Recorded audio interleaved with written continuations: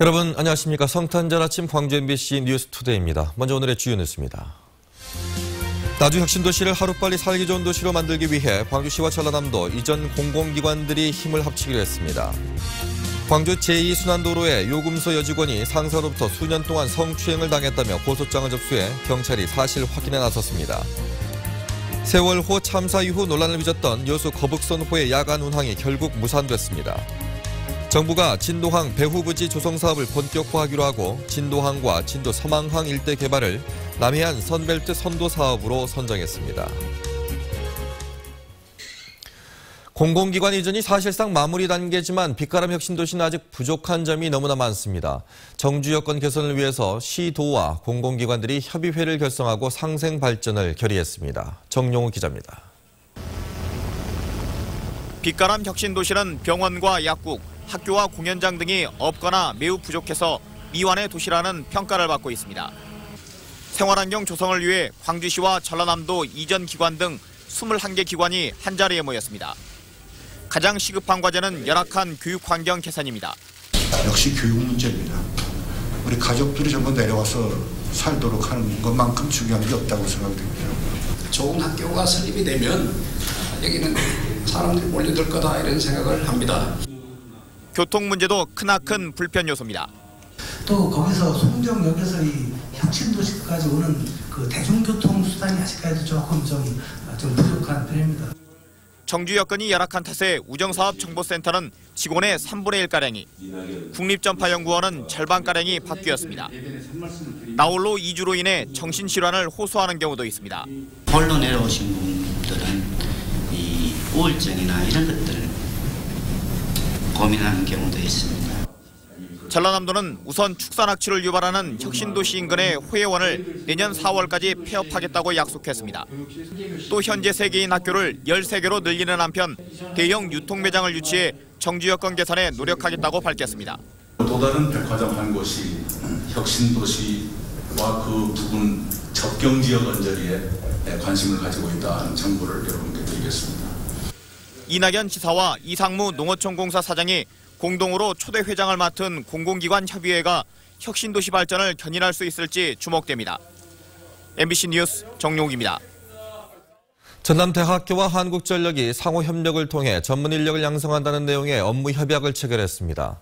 이번 협약에 따라 전남대 경영전문대학원은 내년 하반기부터 한전 직원을 위탁 교육하는 MBA 과정을 개설해 운영하기로 했습니다. 두 기관은 이번 협약이 상생과 협력의 모델이 되기를 바란다고 밝혔습니다. 원전 반대 그룹이 오늘 2차 공격을 예고한 가운데 한빛원전도 비상대응 체제에 들어갔습니다. 한빛원전본부 전 직원은 비상근무 체계 아래 대기하며 발전소별로 10명 내외의 상황 근무제를 편성해 24시간 대비하고 있다고 밝혔습니다. 원전 반대 그룹은 고리원전 1호기와 3호기, 월성 2호기의 가동을 중단하지 않으면 오늘 자신들이 해킹한 자료 10만 장을 공개하거나 공격하겠다고 밝힌 바 있습니다. 성탄절인 오늘 성당과 교회에서 아기 예수의 탄생을 축하하는 예배와 미사가 열립니다. 천주교 광주대교구는 오늘 오전 모든 성당에서 성탄 대축일 미사를 갖고 예수 탄생의 기쁨을 나누고 사회적 약자에게 위로와 희망을 전합니다. 김희중 대주교는 오늘 오후 3시 원동성당 이주민센터에서 미사를 갖고 다문화 가정과 이주민들에게 축복의 메시지를 전달할 예정입니다. 개신교 신자들도 아기 예수 탄생의 의미를 되새기는 감사 예배를 진행합니다. 광주 제2순환도로의 요금소 여직원이 상사로부터 수년간 성추행을 당했다는 고소장이 접수돼 경찰이 수사에 나섰습니다. 광주 동부경찰서는 요금소 직원 46살 A씨가 지난 2011년부터 지난 9월까지 상사인 50살 B씨로부터 성추행을 당했다는 고소를 접수했습니다. 근무 평점을 담당하던 B씨는 여직원들에 대한 성추행 추문이 불거지자 지난 10월 직위 해제되는 것으로 알려졌습니다. 전 통합진보당 소속 지방의원들이 기자회견을 열고 중앙선거관리위원회가 정권의 신여로 전락했다고 비난했습니다. 전라남도의회 오미화 의원 등 8명의 전 통합진보당 소속 기초비례의원들은 지방자치단체는 정치적 결정이 아닌 행정업무를 하는 곳이기 때문에 선관위의 의원 퇴직 결정은 제도 취지에 맞지 않는다고 밝혔습니다. 이들은 효력정지 가처분 신청과 지방의원 지위 확인 소송을 준비하고 있습니다. 광주지방법원은 경선 과정에서 각종 불법을 저지른 혐의로 기소된 이낙연 전남지사의 선거 캠프 관계자 7명에게 각각 징역형과 벌금형을 선고했습니다. 재판부는 지난 6.4 지방선거를 앞두고 이 지사의 선거 캠프에서 보좌관과 간사, 본부장 등을 맡았던 이들이 당내 경선에 대비해 권리당원을 모집하고 당비를 대납하는 등 일부 유죄가 인정된다고 밝혔습니다.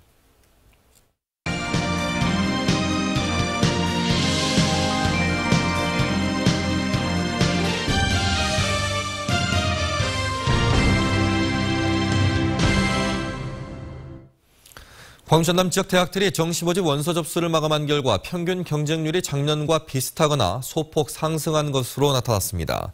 정시 모집 경쟁률은 전남대가 3.54대 1, 조선대 3.14대 1, 광주대 2.2대 1, 호남대 3.1대 1, 동신대 5.02대 1, 광주여대 3.24대 1, 남부대 1.89대 1 등입니다. 학과별로는 의예과와 한의예과, 간호학과 등 보건의료 계열에서 경쟁률이 높았고 유아교육과 등도 강세를 보였습니다. 세월호 참사 이후 논란을 빚었던 여수 거북선호의 야간 운항이 결국 금지됐습니다. 여수시는 안전성을 위해서 직접 운영을 하겠다고 나섰습니다. 권남기 기자입니다. 여수 밤바다 관광 상품으로 인기를 끌었던 여수 거북선호. 지난해만 10만 명의 관광객이 이용했습니다. 하지만 세월호 참사 이후 여수지방해양항만청은 야간 운항을 금지했고 여수시의 신청으로 이뤄진 국민권익위원회의 조정까지 최근 중단되면서 야간 운항은 당분간 불가능하게 됐습니다. 주간에 대해서만 운영하는 걸로 검토하고 야간 운항에 대해서는 앞으로도 아직은 검토할 그런 계획은 없습니다. 여수시는 현재 민간 선사가 운영하는 거북선호를 도시공사가 직접 맡겠다고 밝혔습니다. 직영으로 안정성과 공익성을 높여 내년쯤 야간 운행 여부를 한 번 더 협의해보겠다는 겁니다. 하지만 여수시 도시공사가 거북선호를 직접 운영하면서 수익을 낼 수 있을지는 아직 불투명합니다. 민간 선사와의 경쟁으로 오동도에 배를 대지 못할 가능성이 크고 10억 원에 가까운 초기 투자 비용과 인건비 등의 유지 비용 역시 부담입니다. 안전성과 공익성이 담보되면서 수익성도 이렇게 문제가 없을 것으로 보고 있습니다. 도비 등 44억 원을 투자해 만든 여수 거북선호. 여수시가 꺼낸 직접 운영 카드가 수익성과 야간 운항이라는 두 마리 토끼를 잡을 수 있을지 관심이 쏠리고 있습니다. MBC 뉴스 권남기입니다. 순천시가 원도심 활성화를 위해서 대형 건물을 허물고 역사 문화 공간을 조성하기로 했습니다. 순천시는 지난해 영동 1번지에 있는 지상 3층짜리 옛 교보빌딩 건물을 매입해 활용 방안을 검토해 왔으며 모두 35억 원의 사업비를 들여 건물을 철거한 뒤 남은 부지 2,200여 제곱미터에 순천 역사기록관과 만남의 광장, 정원을 조성하기로 했다고 밝혔습니다. 순천시는 내년부터 시작되는 이번 사업이 완료되면 순천부 읍성 역사 문화 상징화 사업으로 주변 원도심 활성화에 크게 기여할 것으로 전망하고 있습니다. 지난 2009년 전국 최고 수준이었던 여수시 갑상새암 발생률이 최근 전국 평균과 비슷해졌다는 조사 결과가 발표됐습니다. 화순 전남대학교 병원과 전남지역암센터가 지난 2012년부터 3년 동안 진행한 여수시 갑상새암 역학조사 결과 여수시의 갑상새암 발생률은 2009년 이후 감소하기 시작해 2012년에는 전국 평균과 비슷해진 것으로 나타났습니다. 화순 전남대병원은 지난 2000년에서 2009년 사이 여수의 갑상새암 발생률이 급격히 증가한 것은 여수 지역 의료기관이 초음파를 이용한 갑상새암 조기 진단을 다른 지역보다 빨리 시작했기 때문이라고 말했습니다. 정부의 해안권 국책사업 가운데 가장 대규모인 진도항 배후부지 사업이 마침내 시작됐습니다. 계획대로라면 진도항은 관광과 레저, 산업 기능이 한데 모인 곳으로 바뀌는데 과제도 만만치가 않습니다. 양현승 기자입니다. 남해안 썬벨트의 선도 사업인 진도항 배후부지 조성 사업.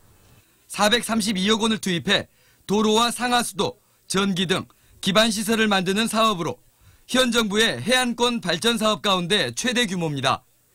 팽목항과 서망항 일대를 묶어 축구장 55개를 합한 면적의 진도항을 만듭니다.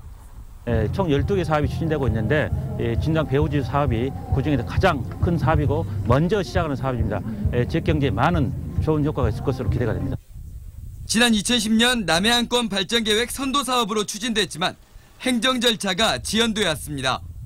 내년부터 본격 공사가 시작돼 배우지 기반시설이 2017년에 들어서면 크루즈와 마리나 항구, 대규모 숙박시설 공사도 추진됩니다.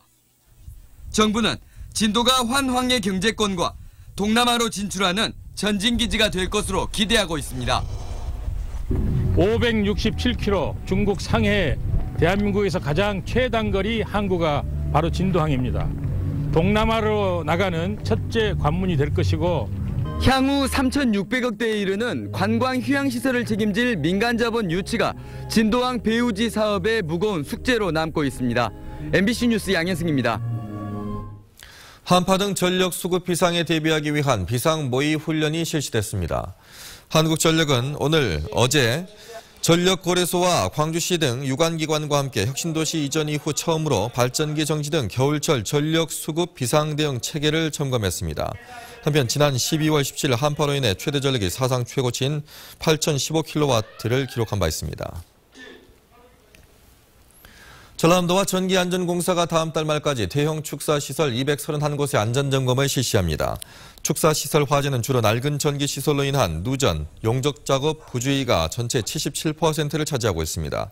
최근 3년 동안 전남에서는 144건의 축사 화재가 발생해 100억여 원의 재산 피해가 났습니다. 광주 수안중학교 학생들이 아름다움을 찾는 사람들, 이른바 아차싸 프로젝트를 결선하며 이야기 콘서트를 열었습니다. 아차싸 프로젝트는 수안중학교 학생들이 주변에서 아름다운 실천을 하는 어른들을 찾아내는 프로젝트로 지난 1년 동안 학생들은 동네 빵집 제빵사와 아파트 경비원 등 32명을 아름다운 어른으로 선정했습니다. 종교시설이나 공공기관 등의 유휴 주차 공간을 일반에 개방하기 위한 협약식이 광주시청에서 열렸습니다. 협약에 참가한 기관은 교회를 비롯한 종교시설 31개소와 공공기관 60개소 등 모두 100개소에 이르며 주차장 면수로는 4,900여 면에 이릅니다. 광주시는 이번 협약을 주차장 한 면 시설비로 환산했을 경우 2,700억 원의 경제적 효과가 있고 협약에 참가한 주차 공간은 24시간 또는 야간에 주차장이 개방된다고 밝혔습니다. 다음은 희망 2015 나눔 캠페인에 성금을 보내주신 분들입니다.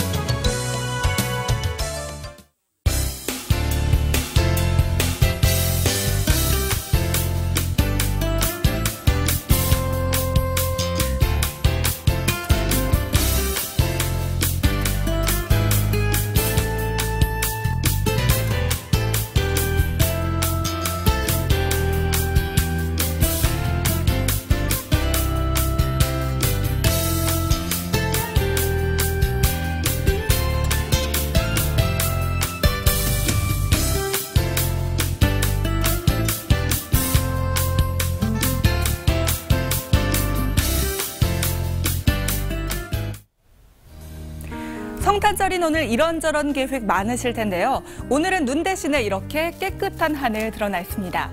밤사이 기온이 크게 떨어지면서 오늘 아침 반짝 추위가 찾아왔죠. 하지만 낮 동안의 날씨로 인한 큰 불편함은 없겠습니다.